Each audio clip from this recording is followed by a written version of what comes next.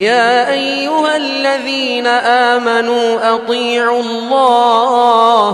أطيعوا الله وأطيعوا الرسول ولا تبطلوا أعمالكم.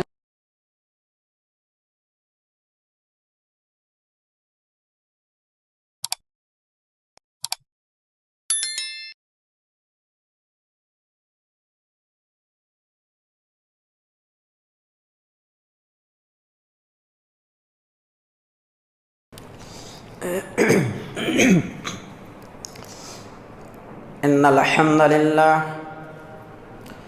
نحمده ونستعينه ونستغفره ونعوذ بالله من شرور أنفسنا ومن سيئات أعمالنا من يهده الله فلا مضل له ومن يضلل فلا هادي له وأشهد أن لا إله إلا الله وحده لا شريك له وأشهد أن محمدًا عبده ورسوله.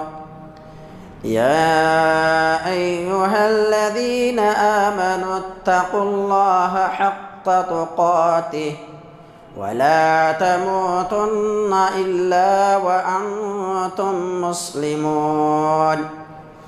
يا أيها الناس اتقوا ربكم الذي خلقكم من نفس واحدة وخلق منها زوجها وبث منهما رجالا كثيرا ونساء واتقوا الله الذي تساءلون به والأرحام إن الله كان عليكم رقيبا.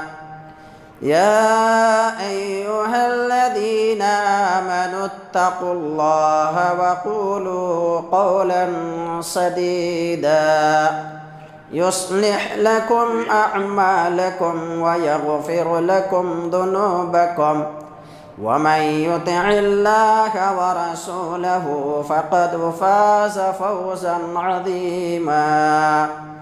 أما بعد فإن خير الحديث كتاب الله وخير الهدي هدي محمد صلى الله عليه وسلم وشر الأمور محدثاتها وكل محدثة بدعة وكل بدعة ضلالة وكل ضلالة في النار.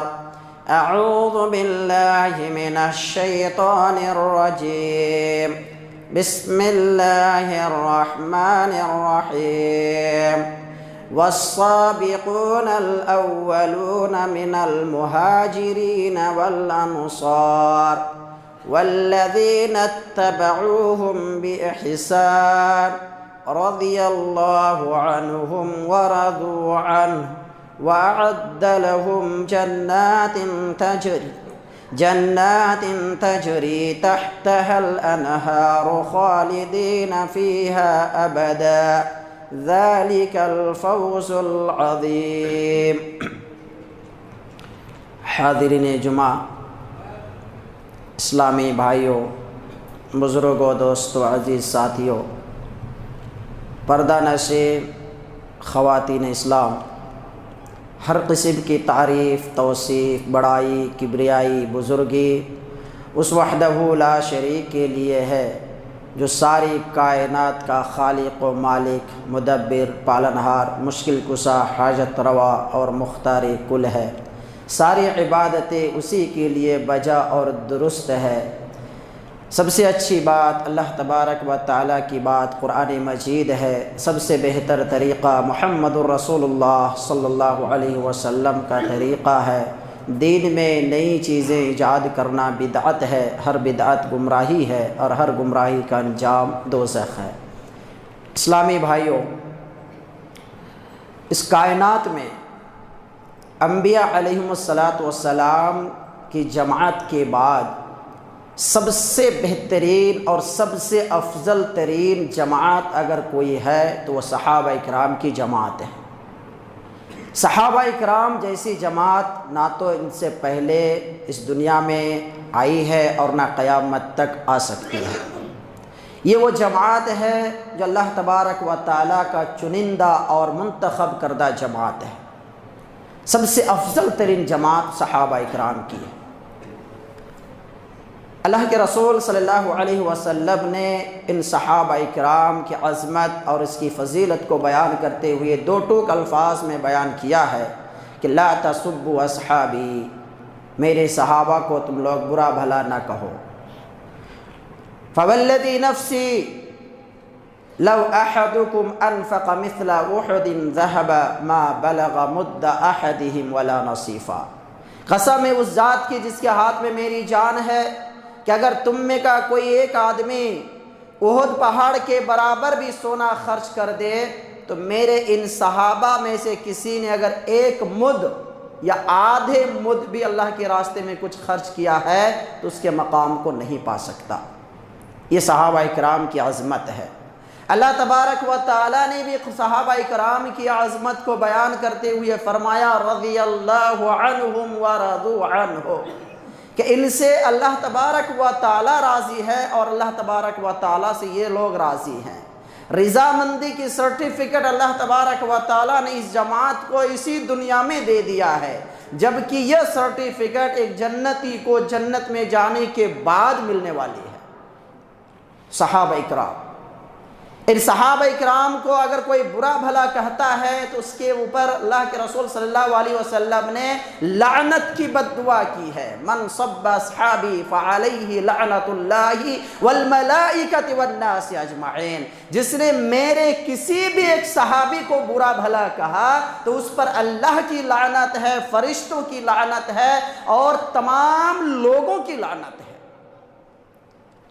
امام ابو زرع رازی رحمہ اللہ فرماتے ہیں کہ اگر تم کسی کو دیکھو کہ وہ کسی بھی صحابی کی تنقیص کرتا ہے، اس کی شان میں گستاخی کرتا ہے، فَاعْلَمْ أَنَّهُ زِنْدِيق، تو جان لو کہ وہ زندیق ہے۔ زندیق گمراہ فرقہ میں سے شمار ہوتا ہے۔ میرے بھائیو، یہ مختصر سی بات تھی صحابہ اکرام کے تعلق سے۔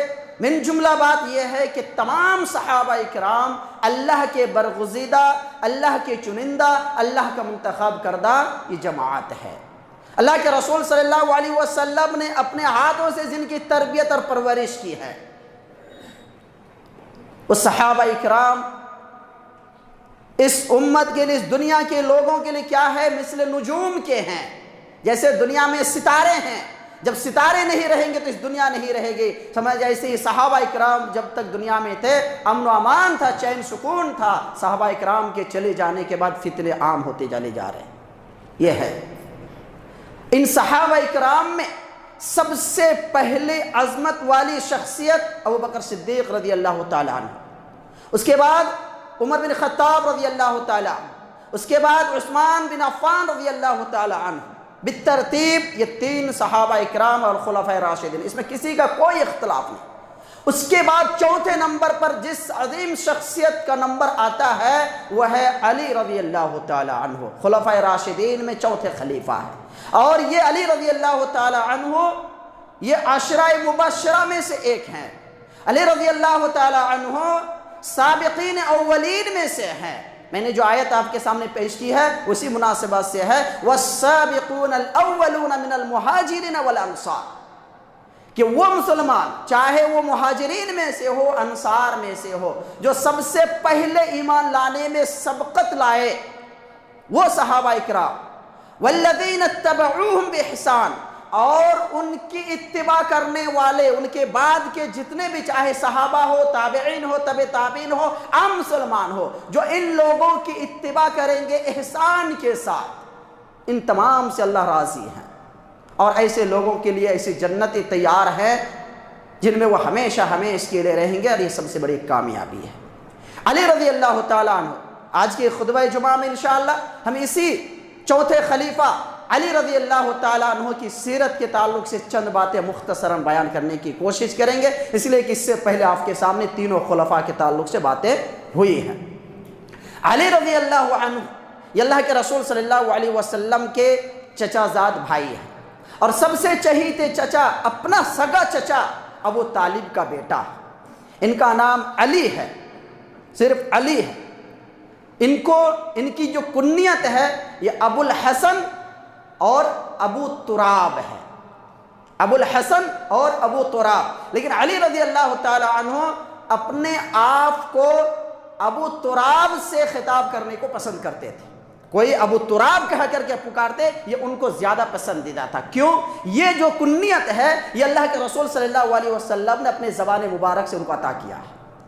ہوا یوں، اس کے بارے میں ایک واقعہ یہ آتا ہے کہ علی رضی اللہ تعالیٰ عنہ کیونکہ اللہ کے رسول صلی اللہ علیہ وسلم کے سب سے چہیتی لاڈلی بیٹی فاطمہ رضی اللہ تعالیٰ عنہا کے یہ شوہر ہے، اللہ کے رسول صلی اللہ علیہ وسلم نے اپنی چہیتی بیٹی کا نکاح اپنے اس چچا زاد بھائی علی رضی اللہ تعالیٰ عنہ سے کیا، جو کہ تمام جنتی خواتین کے سردار ہیں۔ کون؟ یہ سیدہ فاطمہ رضی اللہ تعالیٰ عنہا، اور ان کے بطن سے دو نوجوان جنتیوں کے سردار پیدا ہوئے جن کو ہم حسن اور حسین کے نام سے جانتے ہیں۔ یہ سب فضیلت علی رضی اللہ تعالیٰ عنہ کو حاصل ہے۔ بہرحال تو علی رضی اللہ تعالیٰ عنہ کا ایک دن اپنی بیوی سیدہ فاطمہ رضی اللہ تعالیٰ عنہ سے کوئی بات ہو گئی، بیوی شوہر میں تھوڑا اونچ نیچ ہوتی ہے، کوئی ایسی بات ہو گئی، لیکن اس میں عقل مندی کی بات یہ ہے کہ بات کو طول نہ دیا جائے اور کسی طرح سے معاملہ کو کنٹرول کرنے کی کوشش کی جائے۔ علی رضی اللہ تعالیٰ عنہ نے اسی دور اندیشی کا ثبوت دیتے ہوئے جب تھوڑی سی بات ہونے لگی وہ گھر سے نکل گئے۔ یہ سب سے بہتر طریقہ ہے، اگر بیوی کے ساتھ کوئی ایسی بات ہو تو بیوی کو گھر سے نہ نکالو بلکہ خود نکل جاؤ گھر سے، اور جا کر کے باہر تھوڑی دیر رہ کر کے جب غصہ ٹھنڈا ہو جائے تو گھر آ جاؤ۔ علی رضی اللہ تعالیٰ عنہ نے یہی کیا، بیوی سے تھوڑی بہت جب بات ہوئی تو وہ گھر سے نکل گئے، نکل کر کے جا کر کے مسجد نبوی میں سو گئے۔ اللہ کے رسول صلی اللہ علیہ وسلم نے اسی وقت کسی کام سے اپنی بیٹی اپنے داماد کے گھر آئے، بیٹی سے پوچھا بیٹی داماد کدھر ہے؟ کہا تھوڑا مجھ سے انبن ہو گئی تو اسی لیے غصہ ہو کر کے گھر سے نکل گئے۔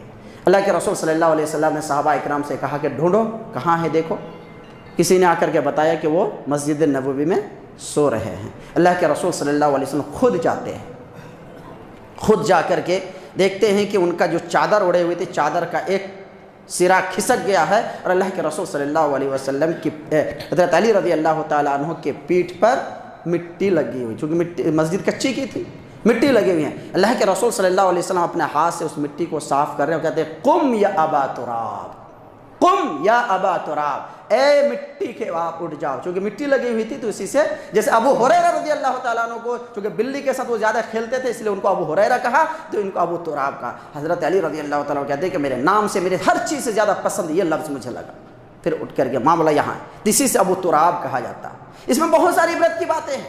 آج ہمارے گھروں میں اگر بیوی شوہر میں یعنی داماد اور بیٹی میں اگر کچھ انبن ہو جاتا ہے تو بیٹی کو چڑھا بڑھا کر دے، کیا ہوا ہے بولو دیکھ لیتا ہوں اس کو، ارے ان کو اپنے بتا دیتے ہیں ان کے اوقات ان کی حیثیت کیا ہے۔ نہیں، اللہ کے رسول نے کیا کیا، بیٹی کو آ کر کے اپنے داماد کا پیٹھ صاف کر رہے ہیں اور ان کو پیار سے بول رہے ہیں اٹھو اٹھو۔ تو اس طریقے سے داماد کو خوش کرو، داماد کو خوش کرو گے تو بیٹی کو خوش کرے گا وہ۔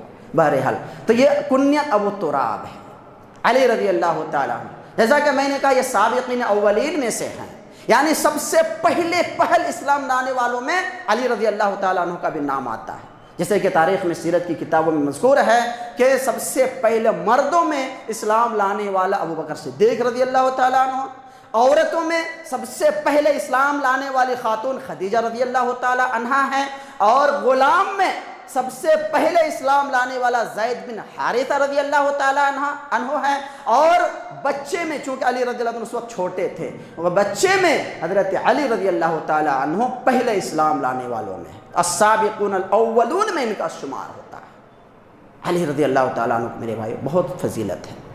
علی رضی اللہ تعالیٰ عنہ کی شخصیت وہ شخصیت ہے کہ جب اللہ کے رسول صلی اللہ علیہ وسلم مکہ چھوڑ کر کے ہجرت کے لیے نکلے تو اپنے اس بستر پہ علی رضی اللہ تعالیٰ عنہ کو سونے کا حکم دیا، اور علی رضی اللہ تعالیٰ عنہ بلا چوں چرا اس بستر پہ جا کر کے سو گئے، اور صرف یہ نہ کہ سوئے بلکہ اسی چادر کو اوڑھ کر کے سوئے جس چادر کو اوڑھ کر کے اللہ کے رسول صلی اللہ علیہ وسلم سوئے ہوئے تھے۔ اصل میں ہوا کیا تھا، مشرکین مکہ پورے گھر کا گھراؤ کر لیا تھا، اور ان لوگوں کی یہ پلاننگ تھی کہ جب صبح کے وقت اللہ کے رسول صلی اللہ علیہ وسلم گھر سے نکلیں گے، نعوذ باللہ ان کو ہم لوگ قتل کر دیں گے، اور اس طریقے سے ہمارا ایک طریقے سے ہم ان کے اس سے ہم کو چھٹکارا مل جائے گا۔ اللہ تبارک و تعالیٰ نے پہلے ہی وحی نازل کر کے کہا کہ اللہ محمد صلی اللہ علیہ وسلم آپ مکہ چھوڑ کر کے نکل جائیں۔ تو اس رات کو اللہ کے رسول صلی اللہ علیہ وسلم نے کہا علی رضی اللہ تعالیٰ سے، علی تو میرے بستر پہ سو جاؤ اور میری چادر اڑ کر کے سونا، تاکہ ان لوگوں کو لگے کہ میں ہی سو رہا ہوں۔ یہاں پر دیکھیے علی رضی اللہ تعالیٰ عنہ اپنے آپ کو موت کے منہ میں ڈال رہے ہیں، اپنے نبی کے حکم کو مانتے ہوئے بلا چوں چرا اپنے آپ کو۔ اگر وہ لوگ اچانک حملہ کر دیتا تو معاملہ کیا ہوتا؟ حملہ نہیں کیا، جب چادر اٹھا کر کے دیکھا صبح تو وہاں پر اللہ کے رسول کے بجائے علی سو رہے ہیں، الگ مسئلہ، لیکن اگر اچانک حملہ کر دیتا تو معاملہ کیا ہوتا ذرا سوچئے۔ تو اپنے آپ کو موت کے منہ میں ڈالا کہ نہیں؟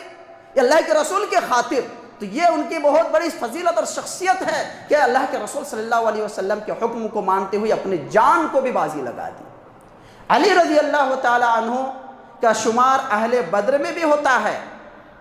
اہل بدر، اور اہل بدر کے تعلق سے اللہ کے رسول صلی اللہ علیہ وسلم نے کیا فرمایا تھا؟ لعل اللہ اطلع علی اہل بدر، شاید کہ اللہ تبارک و تعالیٰ نے بنظر رحمت اہل بدر کی طرف دیکھا، وقال، اور کہا یعملوا ما شئتم، اے اہل بدر، یعنی بدر میں شریک ہونے والے جتنے بھی صحابہ اکرام ہیں، جس میں جیسا کہا تھا 313 یا 317 دو قول ملتے ہیں، تو مشہور 313 ہے، تو سارے صحابہ اکرام کو اللہ تبارک و تعالیٰ نے کہا یعملوا ما شئتم فقد غفرت لکم، چاہو آج کے بعد تم لوگ جو چاہو کر لو، تم سب کی بخشش ہو چکی ہے۔ اور ایک دوسری روایت میں ہے فقد وجبت لکم الجنہ، تم سب لوگوں پر جنت واجب ہو چکی ہے۔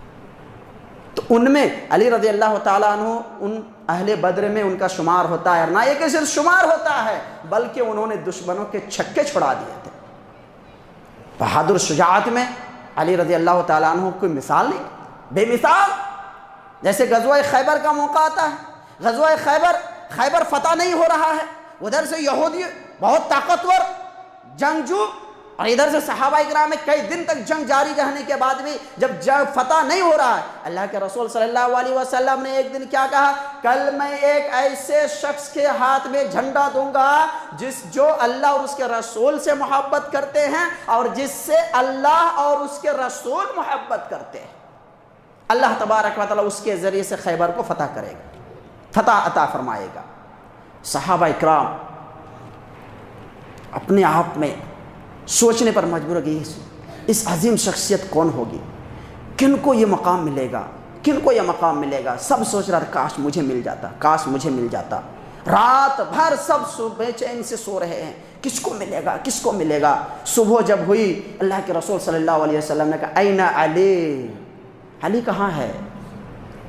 صحابہ اکرام نے کہا اللہ کے رسول ان کی آنکھ میں درد ہے، آنکھ میں پریشانی ہے جس کی وجہ سے وہ سو رہے ہیں، کہ بلاؤ ان کو، بلاؤ۔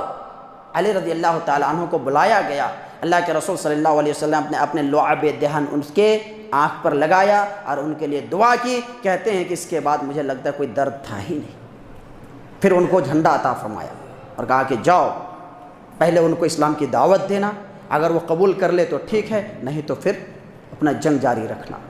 اللہ تبارک و تعالیٰ نے فوراً اس کے ذریعے سے اللہ تبارک و تعالیٰ نے اس جنگ کو فتح کیا اور فتح عطا فرمایا۔ اس میں مرحب بول کر کے ایک یہودی بڑا ہی طاقتور، بہت طاقتور تھا، اپنی طاقت پر بہت گھمنڈ تھا۔ اس نے کہا تم کس کے ساتھ پنگا لے رہے ہو جانتے ہو؟ مرحب نام ہے میرا، مجھے دیکھ کر کے سب کانپتے ہیں۔ کہا میرا نام بھی حیدر ہے، میں بھی کم نہیں ہوں تم سے۔ اس طرح سے دو چار باتیں ہوئی، تلواریں چلی، اس کو ڈھیر کر دیا۔ مرحب جیسے شخص کو علی رضی اللہ تعالیٰ نے ڈھیر کر دیا اور جنگ جیت کر کے آگے۔ تو شجاعت و بہادری میں کم علی رضی اللہ تعالیٰ عنہ کو اللہ کے رسول صلی اللہ علیہ وسلم نے ایک موقع پر فرمایا تھا اما ترد ان تکون منی بمنزلت ہارون من موسیٰ غیر انہ لا نبی بعدی۔ یہ غزوہ تبوک کی بات ہے۔ غزوہ تبوک میں اللہ کے رسول صلی اللہ علیہ وسلم نے علی رضی اللہ تعالیٰ عنہ کو مدینے میں چھوڑ کر کے جا رہے تھے. علی رضی اللہ تعالیٰ عنہ کہا کہ اللہ کے رسول کیا آپ مجھے بچوں اور عورتوں میں چھوڑ کر کے جائیں گے؟ یعنی ان کا شوق جذبہ جہاد کا کہ ہم بھی جائیں گے میدان جنگ میں، دشمنوں سے لڑیں گے، آپ مجھے بچوں اور عورتوں میں چھوڑ کر کے جا رہے ہیں. اللہ کے رسول نے اس وقت کہا کیا تمہیں اس بات کی پسند نہیں کہ تم میرے لیے ویسے ہی ہو جیسے موسیٰ کے لیے ہارون؟ لیکن شاید صرف فرق اتنا ہے کہ میرے بعد کوئی نبی نہیں ہوگا. موسیٰ کے ساتھ وہ نبی تھے لیکن میرے بعد کوئی نبی نہیں ہوگا. نبی کا تو درجہ تجھے نہیں مل سکتا لیکن باقی ہر چیز میں تیرے بعد تیرا درجہ ہے. یہاں پر خوش ہو گیا علی رضی اللہ تعالیٰ. ایک موقع پر یہ بھی فرمایا تھا کہ یہ علی میرے بعد کے امت کے لیے ولی ہیں، تمام مومنوں کے ولی ہیں. علی رضی اللہ تعالیٰ عنہ کے تعلق سے فرمایا تھا. میرے بھائیوں، یہ مختصر سی باتیں آپ کے سامنے علی رضی اللہ تعالیٰ عنہ کے تعلق سے میں نے پیش کیا. علی رضی اللہ تعالیٰ عنہ کا یہ کبھی بھی نہیں رہا کہ ابو بکر کے ساتھ، عمر کے ساتھ، عثمان کے ساتھ کوئی شفقت اور کوئی ناراضگی رہی ہو. یہ سب جو باتیں کرتے ہیں یہ سب شیعوں کا عقیدہ ہے، ہر شیعوں کے تعلق سے یہ باور کرایا جا رہا ہے. اعلیٰ حضرت ابو بکر صدیق رضی اللہ تعالیٰ عنہ کے ساتھ میں بھی انہوں نے بہت اچھے انداز میں ان کے ساتھ پیش آئے اور ان کی خلافت میں اچھے طریقے سے معاون ثابت ہوئے. عمر رضی اللہ تعالیٰ عنہ کے تو مشیر خاص تھے. کیا تھے؟ مشیر خاص. جیسے ہوتا نا چیف سیکریٹری، ایسے چیف سیکریٹری تھے علی رضی اللہ تعالیٰ عنہ. اکثر چیزوں میں مشورے میں علی رضی اللہ تعالیٰ عنہ سے مشورہ لیا کرتے تھے. اور اس موقع کے ایک واقعے میں آپ کو بتاتا ہوں کہ کتنے زبردست علی حضرت عمر بن خطاب رضی اللہ تعالیٰ عنہ کے انہوں نے تعاون کیا ہے ان کی خلافت میں.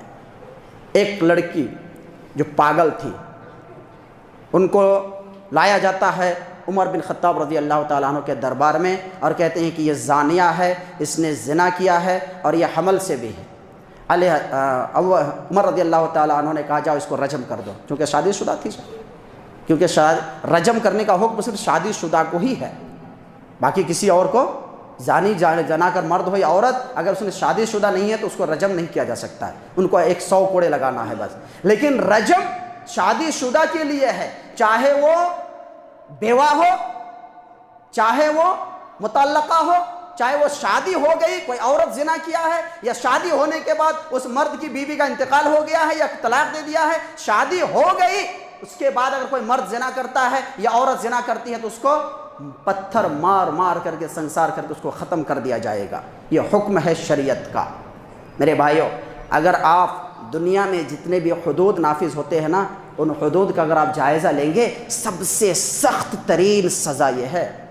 کسی نے کسی کو قتل کر دیا تو اس کو قتل کا قصاص قتل ہے، بس تلوار سے گردن اڑا دو، ختم ہو گیا معاملہ. چوری کر لیا، ہاتھ کاٹ دو یہاں سے، اس کا ختم ہو گیا معاملہ. اس میں زیادہ تکلیف نہیں ہے. لیکن شادی شدہ زناکار مرد اور شادی شدہ زناکار عورت کو اسلامک رولز میں جو سزا دی گئی ہے اس کو کمر تک مٹی کے نیچے دفن کر کے بھرے بزم میں لوگوں کے سامنے اس کو پتھر سے مار مار کر کے ان کو اس وقت تک مارا جائے گا جب تک کہ اس کی موت نہ ہو جائے. سوچئے کتنا سخت سزا ہے، یہ کتنا سخت سزا ہے. پتھر اٹھا اٹھا کر کے مارنا، اس کے جسم لہو لہان ہوگا، کہاں لگے گا کہاں لگے گا، سر پہ لگے گا، سر پھٹے گا، خون نکلے گا. اس کے بعد اس وقت تک مارتے رہنا جب تک اس کی موت نہ ہو جائے.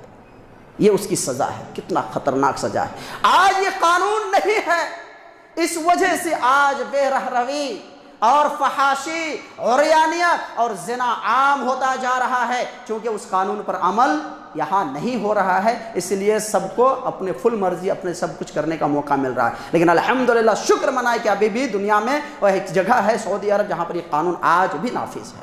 اسی لیے وہاں پر یہ سارے جرائم نہ کے برابر ہے. 0.1% بھی مشکل سے آپ کو ملیں گے. بہرحال تو یہ خاتون کو لایا گیا عمر بن خطاب رضی اللہ تعالیٰ عنہ کے دربار میں. ان کو حکم ہوا کہ جاؤ ان کو رجم کر دو. علی رضی اللہ عنہ فوراً آتے ہیں، کہتے ہیں کیا کرنے جا رہے ہیں آپ کو وہ حدیث معلوم نہیں؟ رفع القلم عن ثلاث، 3 قسم کے لوگوں کے اوپر سے قلم اٹھا لیا گیا ہے. بچہ جب تک کہ وہ بالغ نہ ہو جائے، اسی طریقے سے سونے والا جب تک وہ بیدار نہ ہو جائے، اور پاگل جب تک کہ اس کی پاگل پن ختم نہ ہو جائے. یہ عورت پاگل ہے اور پاگل پنی کی حالت میں یہ کام ہوا ہے اس کے ساتھ، اس کو رجم نہیں کر سکتے آپ. ان کو چھوڑ دیا گیا. تو یہ علی رضی اللہ تعالیٰ نے اگر اس موقع پر ان کو اگر رجم کر دیا جاتا تو کتنے بڑی غلطی ہوتی، سوچئے ذرا یہاں پر کتنی بڑے معاونت ثابت ہوئے علی رضی اللہ تعالی عنہ۔ میرے بھائی اسی طرح سے تینوں خلفاء کے ساتھ ان کا بہت اچھا سمت، اچھا تعلق رہا ہے، کسی بھی طریقے سے کسی کے تعلق سے یہ ناراض نہیں تھے۔ عثمان رضی اللہ تعالیٰ عنہ کے تعلق سے آپ نے سنا کہ ان کو جب محاصرہ کر لیا گیا، ان کو اس مسجد میں نماز پڑھنے کے لیے نہیں دیا گیا جس مسجد کو انہوں نے اپنے پیسے سے ان کی توسیع کرائی تھی، اس کنویں سے پانی پینے کے لیے نہیں دیا گیا جس کنویں کو انہوں نے اپنے جیب خاص سے خرید کر کے مسلمانوں کے لیے آزاد کیا تھا، وقف کر دیا تھا، اس کنویں کا پانی تک ان کو پینے کے لیے نہیں دیا گیا، اور پھر ان کا محاصرہ کر لیا۔ علی رضی اللہ تعالیٰ عنہ نے اپنے دونوں بیٹے کو پانی دے کر کے بھیجا کہ جاؤ اپنے خالو کو پانی پہنچا کر کے آؤ، نہیں دشمنوں نے پہنچنے نہیں دیا۔ تو اتنے ہمدرد تھے، اتنے زیادہ لگاؤ تھا، کبھی بھی کسی بھی طریقے سے آپ کو اس بات کا ثبوت نہیں ملے گا کہ علی رضی اللہ تعالیٰ عنہ ان تینوں خلفاء سے کسی بھی طریقے ناراض تھے یا وہ یہ چاہتے تھے کہ میں پہلے خلیفہ بنوں، بالکل نہیں، بالکل ہی نہیں، ایسا کچھ بھی نہیں تھا۔ ہاں عثمان رضی اللہ تعالیٰ عنہ کے بعد لوگوں کے کہنے پر عثمان رضی اللہ عنہ جب شہید ہو گئے تو اب تو کسی کو ذمہ داری تو لینی ہی ہے، تو پھر لوگوں کے کہنے پر، اصرار کرنے پر کہ جلدی سے اس خلافت کی ذمہ داری کو سنبھالیے، اس لیے کہ معاملہ بہت الگ قسم کا ہو چکا ہے، خلیفہ شہید ہو چکے ہیں، اب ذمہ داری کس کے ہاتھ میں، کوئی تو اس ذمہ داری کو، اس باغ ڈور کو سنبھالے۔ تو کہنے پر کہ لوگوں کے اصرار پر علی رضی اللہ تعالیٰ عنہ خلیفہ بنے۔ 4.5 سے 5 سال تک ان کی خلافت رہی ہے، لیکن بدقسمتی سے ان کی یہ خلافت سکون سے نہیں چلا پائے۔ اس میں ہوا کیا کہ پوری کی پوری خانہ جنگی میں پوری خلافت گزر گئی۔ اب یہاں سے یہاں تک تو کسی کو کوئی مطلب نہیں ہے، سبھی جانتے ہیں کہ خلیفہ علی کی فضیلت یہ ہے اپنے، یہاں سے جب ٹرننگ موڑ لیا جاتا ہے تو یہاں پر آ کر کے لوگ دو گروہ میں بڑھ جاتے ہیں، اور آج کے کم پڑھے لکھے ہمارے نوجوان میں نام لیتا ہوں، نوجوان خاص طور سے انٹرنیٹ سے ایجوکیشن حاصل کرنے والے، اور اس طرح سے انجینئر مرزا جیسے لوگوں سے کچھ سننے والے، اور اس طرح کا سوچ رکھنے والے کچھ لوگ سامنے آ کر کے ٹی وی میں اور اس طریقے سے بیان بازی جاری کر کے ان سے فائدہ اٹھانے والے کچھ لوگ آ کر کے کوئی علی کو برا، کوئی معاویہ کو برا کہنے پر اپنی پوری انرجی کو ختم کر رہے ہیں۔ میں نے یہاں پر یہ کہا کہ ان کی خلافت یقیناً چین سکون سے وہ چلا نہیں پائے، لیکن معاملہ کشمکش رہا ہے، لیکن دونوں طرف سے اگر بات کی جائے تو اپنی اپنی جگہ پر دونوں صحیح ہیں، دونوں صحیح ہیں۔ ہوا کیا تھا معاملہ؟ ادھر سے معاویہ رضی اللہ تعالیٰ عنہ کا مطالبہ یہ تھا کہ جب آپ خلیفہ بن گئے تو آپ کے اوپر اب ذمہ داری بنتی ہے کہ خلیفہ عثمان رضی اللہ تعالیٰ عنہ کو شہید کرنے والے جو لوگ ظالم ہیں ان کو پکڑو اور ان کو کیا دو، سزا دو، کیونکہ قتال کا قصاص قتال ہے، قتل کا قصاص قتل ہے، ان کا بدلہ لیا، قصاص لیا جائے گا۔ ادھر سے علی رضی اللہ تعالیٰ عنہ کہہ رہے ہیں کہ ابھی کون لوگ ہیں قاتل ان کا پتہ نہیں ہے، ابھی تھوڑا حکومت کو استھیر ہونے دو، ہم بعد میں تفتیش کریں گے اور پھر ان کو پکڑ کر کے جو سزا کا حقدار ہوگا ان کو بالکل سزا دی جائے گی، اس میں کسی طرح کے کوئی مطلب کہ اس میں مداہنت نہیں کی جائے گی۔ لیکن ادھر سے معاویہ رضی اللہ تعالیٰ عنہ وہ فورس کر رہے ہیں، ادھر سے یہ، اور یہاں پر کوئی کسی کو بھی، یہاں پر میں ایک بات بتا دوں آپ کو، اہل سنت والجماعت کا یہ عقیدہ ہے، اہل سنت والجماعت کا یہ فیصلہ ہے، متفقہ فیصلہ ہے علماء اہل سنت والجماعت کا کہ دیکھو معاویہ اور علی کے درمیان جو کچھ بھی ہوا ہے اس کے بارے میں کوئی زبان نہ کھولنا، اس کے بارے میں کوئی زبان ہی نہیں کھولنا، ان مسائل کو بیان ہی نہیں کرنا، اور اگر بیان کرنے کی ضرورت پڑے تو زبان کو اس انداز میں کھولنا کہ کسی ایک کی بھی تنقیص نہ آئے، کیونکہ اس حدیث کو یاد رکھیے، اذا حکم الحاکم فاجتہد فاصاب فلہ اجران واذا حکم فاجتہد فاخطأ فلہ اجر۔ جب کوئی حاکم وقت کسی فیصلے کے تعلق سے فیصلہ صادر کرتا ہے اور اس میں وہ اجتہاد سے کام لیتا ہے، اگر وہ اجتہاد میں کامیاب ہو گیا، صحیح اس میں پہنچ گیا، فَلَهُ أَجْرَانِ، اس کو ڈبل اجر ملے گا۔ اگر کوئی حاکم کسی فیصلے کو پہنچتا ہے اور وہ اجتہاد کرتا ہے اور اس اجتہاد میں وہ غلطی بھی کر جاتا ہے، اجتہاد میں غلطی بھی کر جاتا ہے، فَلَهُ أَجْرٌ، پھر بھی ایک اجر اس کو ہے، ایک اجر ہے۔ تو یہاں پر نہ تو اس کو صحیح اور نہ ہی اس کو صحیح، نہ اس کو غلط نہ ہی اس کو غلط، سب دونوں کی اپنی اپنی جگہ پر اجتہاد کا معاملہ رہا ہے۔ اب اس میں جو صحیح ہے ان کو ڈبل اجر ملے گا، اور جن سے خطا ہوئی ہے 100 ہوا ہے ان کو پھر بھی 1 اجر ملے گا۔ لیکن ان دونوں کے درمیان گھس کر کے کسی کو ناحق کسی کو حق ثابت کرنے والے کے بیڑا غرق ہو جائے گا۔ یاد رکھیے اس بات کو، اس کو صحیح اس کو غلط سرٹیفکیٹ دینے والے یا صحیح سرٹیفکیٹ دینے والے کا بیڑا غرق ہو جائے گا۔ اس لیے زبان کو ذرا سوچ سمجھ کر کے۔ اور میں آپ کو بتا دوں، جہاں پر علی جہاں پر معاویہ، دونوں کا معاملہ ادھر ادھر ہو رہا ہے، لڑائیاں ہو رہی ہیں، جنگیں ہو رہی ہیں، اس کے باوجود علی معاویہ کی تعریف کر رہے ہیں، معاویہ علی کی تعریف کر رہے ہیں، لیکن ہم ہیں بیچ میں گھس کر کے دونوں کو بیچ میں لڑانے کی طرف۔ وہی خوارج نے جیسا معاملہ کیا۔ اصل میں یہ لڑانے والے کون تھے معلوم ہے؟ صحابہ اکرام۔ یہ ان لوگ ایسے نہیں تھے کہ لوگ سمجھ بھی نہیں رکھتے تھے، اصل میں فتنے کا دروازہ کھولا ہی تھا تو یہودیوں نے۔ عبداللہ بن سبا نام کا وہ شخص جو جھوٹ موٹ کا اسلام قبول کر کے ان میں آ کر کے تفرقہ بازی اور انتشار میں بانٹا، اور جا کر کے اس طرح کا معاملہ پیش آیا۔ تو خوارج بعد میں جو لوگ صرف خوارج بن کر کے نکلے اور جا کر کے ان لوگوں نے اس طریقے سے الگ گروہ اور الگ فرقہ بنا لیا، تو اس طریقے سے مسلمانوں کو اصل میں انتشار میں ڈالنا اور مسلمانوں کو خون خرابے میں مبتلا کرنا ان کا مقصد تھا۔ یہ میں آپ کو بتاؤں، جب علی اور معاویہ کے دونوں کے درمیان جنگ جاری تھی تو شاہ روم نے ایک خط لکھا تھا، کس کو؟ معاویہ کو، معاویہ رضی اللہ تعالیٰ عنہ کو، کہا کہ علی تمہارے اوپر زیادتی کر رہے ہیں نا، ایک کام کرو، تم بولو میں تمہارا ساتھ دے کر کے ان کے فوج کو ختم کر دیتے۔ جس طرح ہوتا نا، کوئی ملک سے لڑا تو تیسرا آ کر کے گھستا ہے، اب بولتا ہے کہ ہم تمہارے ساتھ میں۔ یہی تو کیا مسلمانوں ملکوں کے ساتھ، امریکہ یہاں گھس جاتا ہے، وہاں گھس جاتا ہے۔ جب عراق اور کویت کا معاملہ آیا تو امریکہ گھس کر کے کویت کا ساتھ دے دیا، عراق کے ساتھ کیا، یہ سب دیکھ رہے ہیں، میں ادھر جانا نہیں چاہتا۔ ایسے ہی کیا تھا وہ معاویہ نے جو خط لکھا تھا اس کا جواب دیا تھا اور کہا تھا کہ اے کتے، تو کیا سمجھتا ہے کہ ہم دونوں کے آپسی اختلافات کو دیکھ کر کے تم بیچ میں گھس کر کے فائدہ اٹھانا چاہتا ہے؟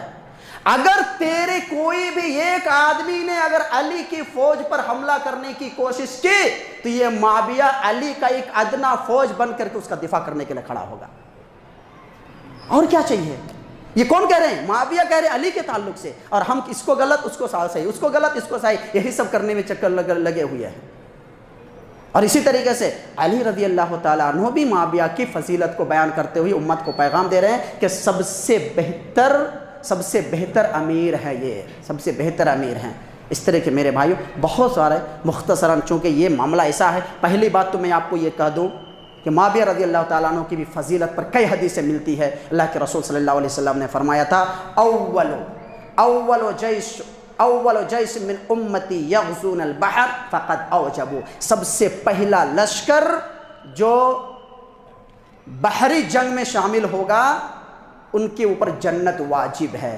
معاویہ رضی اللہ تعالیٰ عنہ نہ کہ صرف اس بحری جنگ کا مجاہد تھا، سپہ سالار تھا، بلکہ اس فوج کا کمانڈر تھے، یہ اس فوج کے کمانڈر تھے جو روم کے ساتھ لڑائی کیے، قسطن دنیا کو فتح کیے۔ تو یہ فوج امیر معاویہ رضی اللہ تعالیٰ عنہ اس فوج کے کمانڈر تھے۔ بخاری کی حدیث اللہ کے رسول فقط اوجبوا، اس کے اوپر جنت واجب ہے۔ معاویہ رضی اللہ تعالیٰ عنہ کے لیے جنت کی بشارت ہے، کئی حدیثوں میں ملتی ہیں۔ تو بہرحال میں ایک بات آخر میں، چونکہ یہ موضوع اتنا یہ نہیں ہے کہ آپ آدھا گھنٹہ میں اس کا احاطہ کر سکے، لیکن آخری گزارش میں تمام لوگوں سے، آج کے اس مسجد میں حاضر رہنے والے مرد خواتین ہر ایک سے، اور شاید یہ ویڈیو یوٹیوب میں بھی اپلوڈ ہوگا کیونکہ چاروں تینوں خلیفہ کا ہوا ہے، تو ان کا بھی اس خلیفہ کا بھی ہوگا۔ میں آخر میں، اور آگے شاید اور بھی جو اس سلسلہ جاری رہے گا تو اور بھی بیانات صحابہ اکرام کی فضیلت پر آئیں گے۔ تو میں یہ آخری میری طرف سے گزارش کہ کبھی بھی کوئی بھی نوجوان علی اور معاویہ کے بیچ میں گھس کر کے کبھی کوئی ایسی بات کرنے کی کوشش نہ کرے۔ میں نے کہا کہ وہ دونوں اور ان دونوں میں شامل رہنے والے صحابہ اکرام مجاہدین جو شہید ہوئے ہیں سب کے سب جنتی ہوں گے، لیکن اس میں زبان کھولنے والے کا بیڑا غرق ہو جائے گا۔ آپ اپنا بیڑا غرق نہ کیجئے اس طریقے زبان کھول کر کے، جو ہونے کا تھا وہ ہو گیا، ہمیں کہہ کر کے کیا ملنے والا ہے؟ کیا ملنے والا ہے؟ کیا وہ معاملہ سدھر جائے گا؟ نہ یہ ہوگا۔ اور یہ تو اللہ کے رسول کی پیشن گوئی ہے کہ دو عظیم جماعت کی آپس میں لڑائی ہوگی، اور دونوں کو مسلمان کہا ہے اللہ کے رسول نے، اور یہ بھی کہا ہے کہ میرا یہ بیٹا حسن رضی اللہ تعالیٰ عنہ کی طرف اشارہ کر کے فرمایا تھا یہ میرا بیٹا ان دونوں کے درمیان صلح کرے گا، اور وہی ہوا۔ آخر میں آ کر کے انہوں نے صلح کرایا۔ تو یہ ساری چیزیں ایک طرح کے ہونے والی تھی، ہو چکی ہے، ہم اپنی زبان کو خراب نہ کریں۔ اللہ سے دعا کرتے ہیں اللہ تبارک و تعالی ہمیں آپ کو، دنیا کے سارے مسلمانوں کو صحابہ اکرام کی فضیلت کو ویسے ہی تسلیم کرنے کی توفیق عنایت فرمائے جیسے اہل سنت والجماعت رہے ہمارے اسلاف نے تسلیم کیا ہے، اور جس کے بارے میں جو باتیں ہمیں کہنے کا جو حق نہیں ہے اس بات کو کہنے سے ہمیں اپنے آپ کو اپنی زبان پر کنٹرول کرنے کی توفیق عنایت بخشے۔ اللہ تبارک و تعالی جن سے جو بھی خطائیں ہوئی ہیں، جو لغزشیں ہوئی ہیں، ہمارے لیے ضروری ہے کہ ان صحابہ اکرام کے لیے دعائیں مغفرت کرے، رحمت کی دعائیں کرے تاکہ ہمیں بھی اس کا فائدہ ملے۔ اللہ تبارک و تعالی تمام صحابہ اکرام، تمام تابعین، تابعین، ائمہ، محدثین اور تمام مسلمانوں کے اوپر رحم فرمائے۔ جن سے جو بھول چکی ہے اللہ ان سب کی مغفرت فرمائے اور سب کو جنت الفردوس میں اعلیٰ مقام نصیب عطا فرمائے۔ اللہ تبارک و تعالی ہم سب کو سیدھے راستے پر چلنے کی توفیق عنایت بخشے، اہل سنت والجماعت کے طریقے اور راستے کو اختیار کرتے ہوئے صراط مستقیم پر گامزن رہنے کی توفیق عنایت فرمائے، آمین۔ اقول قولی ھذا استغفر اللہ لی ولکم ولسائر المسلمین فاستغفروا انہ هو الغفور الرحیم۔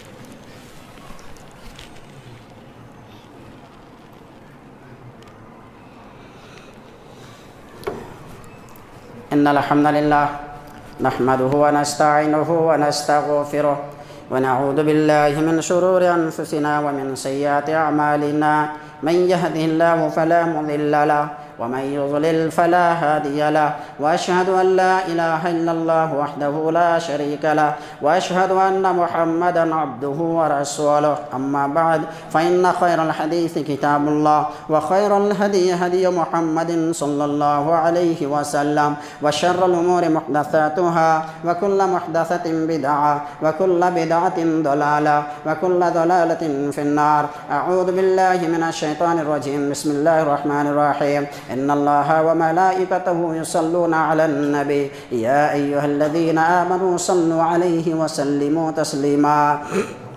محترم سامعین، ایک چھوٹی سی بات یہ ہے، آج کل کی جو حالت ہیں دیش دنیا میں اس سے بخوبی ہم سب واقف ہیں۔ ایسے موقع پر ہم سب کو کے اوپر ایک ذمہ داری اور عائد ہو جاتی ہے کہ اپنے گھروں کی، اپنے سماج کی، اپنے نوجوانوں کی اصلاح کرنا، ان کی اچھی تربیت کرنا، یہ ہم سب کے اوپر ذمہ داری ہوتی ہے۔ الحمدللہ مسجد میں سالوں سے خواتین کی تربیت، تعلیم و تربیت کے لیے پروگرام چل رہا ہے، اور الحمدللہ کچھ حد تک کامیاب بھی ہے۔ بہت حد تک خواتین اس معاملے میں محنت کر رہی ہیں، تعلیم و تربیت حاصل کر رہی ہیں۔ تو ایسے ہی مسجد کے ذمہ داروں نے ایک اور قدم کو آگے بڑھاتے ہوئے یہ فیصلہ لیا ہے کہ ہمارے نوجوان، مرد، بزرگ، ہر ایک کی تعلیم و تربیت کے لیے بھی کچھ کام کیا جائے، اور اسی طریقے سے جس طرح سے خواتین کے درمیان ہر 15 دن میں اتوار کے دن بعد نماز عصر سے مغرب تک ایک پروگرام ہوتا ہے، ایسے ہی مردوں کے لیے ہر 15 دن میں جمعے کے دن بعد نماز مغرب تا عشاء ایک پروگرام کا انعقاد کیا جانے والا ہے، اور اس کا قدم اٹھایا گیا ہے، فیصلہ لے لیا گیا ہے۔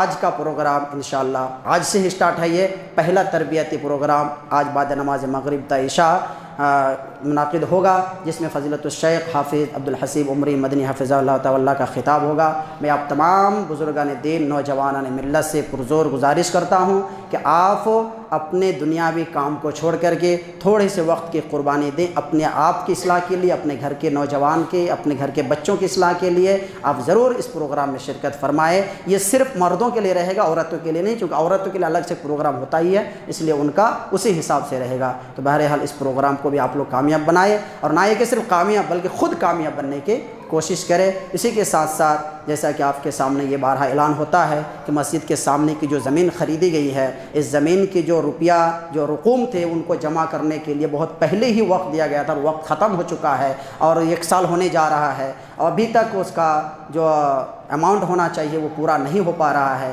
لہٰذا میں اب تمام مرد و خواتین سے مؤدبانہ گزارش کرتا ہوں کہ جو جتنا ہو سکے بھرپور تعاون کرتے ہوئے اپنا نام اس زمین کو خریدنے میں شامل کرتے ہوئے جائیں۔ اللہ تبارک و تعالیٰ سے دعا ہے اللہ تبارک و تعالیٰ ہم سب کو مل جل کر کے دین اسلام کی خدمت، اپنے قوم کی خدمت، خدمت خلق میں ہر چیز میں بڑھ چڑھ کر کے حصہ لینے کی توفیق عنایت بخشے، آمین۔ اللہم صلی علی محمد وعلی آل محمد کما صلیت علی ابراہیم وعلی آل ابراہیم انک حمید مجید، اللہم بارک علی محمد وعلی آل محمد کما بارکت علی ابراہیم وعلی آل ابراہیم انک حمید مجید۔ عباد اللہ رحمنی ورحمکم اللہ، ان اللہ یأمر بالعدل والاحسان وایتاء ذی القربى وینہی عن الفحشاء والمنکر والبغی یعظکم لعلکم تذکرون، ولذکر اللہ اکبر واللہ یعلم ما تصنعون۔